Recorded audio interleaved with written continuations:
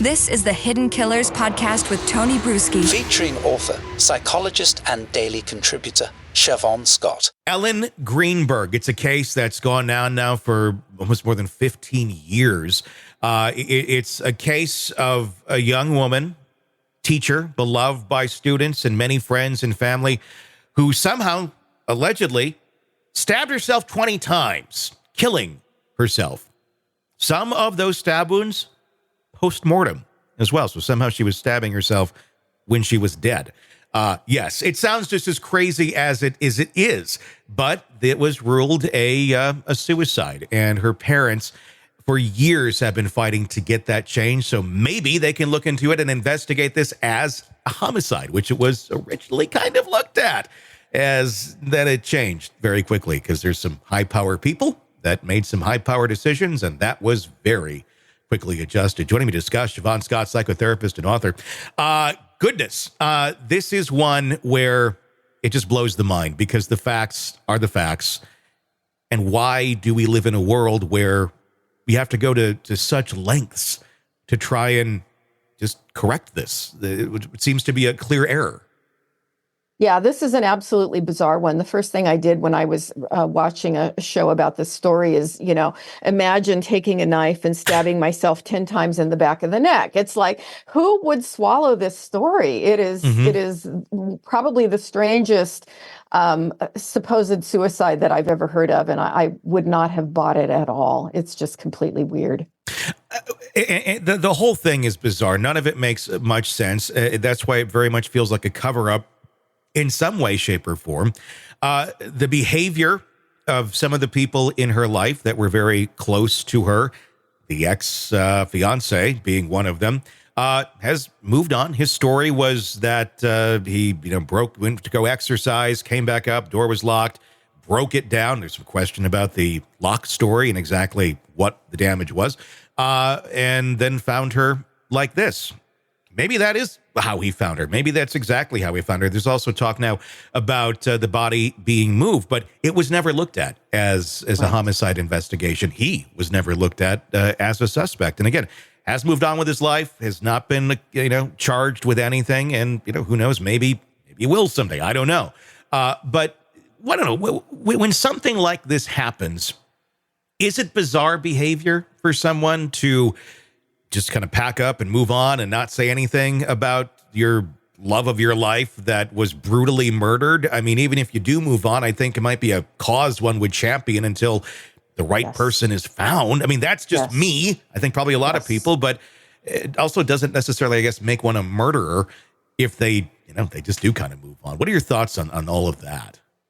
Yeah, it is weird, and I'm with you. I would be leading the charge out there to try to find out what really happened. It was odd in his 911 call when he, called the operator and said, "Oh, here she is, and there's all this blood." And then when he found the knife, which it took him a while to say there's a knife here, his first thing out of his mouth was, "Oh, she stabbed herself." Why would you, that again is odd. Why would you think that? Why would you say that? So yeah, I would look closely at him because the whole thing, it's just very fishy. The former assistant district attorney, Guy DeAndrea, suggested that Ellen's death was not a suicide, but a homicide initially based on the evidence. And now the court is finally allowing the Greenberg family to proceed with discovery and depositions, including questioning DeAndrea, maybe providing some crucial insights into the original investigation. If you are to start deposing people, DeAndrea or the former fiance, what sort of questions are you going to ask about this case all these years later? You're going to have to get to a story that makes sense. And at this point, there isn't a story that makes any sense other than this is a homicide. So you're going to have to go over all the evidence again and start breaking it down. And I'm curious about, the idea of a psychological autopsy on Ellen. If we're trying to say that this was suicide, there were no previous attempts, no serious mental illness, no substance abuse. She had job stress, but 90% of the teachers in the United States have job stress. Mm-hmm. So that would certainly not push someone to suicide. Sure. She had not had major losses. She had not been going around discussing death. So there was really no reason to go with suicide mm-hmm. from the beginning with this, and certainly not in such a bizarre way. So I think we would need to look at what are alternate stories that would make sense here. And you have a lot of people that were involved in this, changing the cause of death and kind of moving things along, then them moving out of positions and such. A conspiracy requires typically a lot of people. And that's why a lot of conspiracies don't work, because it requires a lot of people all to be on the same page. But what would be the motivation for some people in this who really have nothing to do with the case? They don't have any anything in the fight here other than, their own job security, to go along with a story that literally does not add up. Yeah, it doesn't make any sense to me from the outside looking in.